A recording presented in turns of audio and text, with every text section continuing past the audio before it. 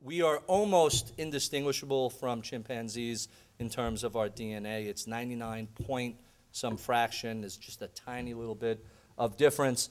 But what's fascinating when we look at data versus the way I'm describing stuff here is that we prefer stories. We like a beginning, middle, and end. We like a tale.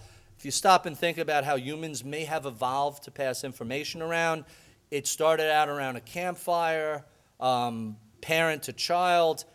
The reason Aesop's fables were so popular is because the story hides the message within it, and eventually you figure out what the message is.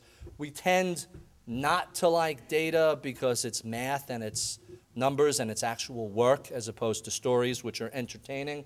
That makes us very vulnerable to anecdotes, and anybody who tells a good anecdote can be very persuasive. A great example, I love reading Malcolm Gladwell's stuff. I find him to be a fascinating writer, but there is a cottage industry of quants destroying most of his arguments because while they make for great anecdotes and terrific stories, the math just doesn't hold up. And if you go through The Tipping Point and some of his other books, there are critiques out about them that pretty much do a good job of dinging a lot of his arguments.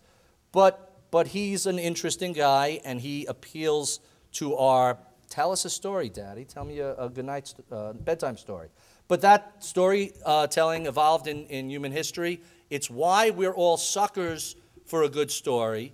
It's why whenever you buy a stock that goes lower and you then seek out some analyst or the CEO or someone to tell you everything's going to be all right, it's because who do you want to believe, your lying eyes or me?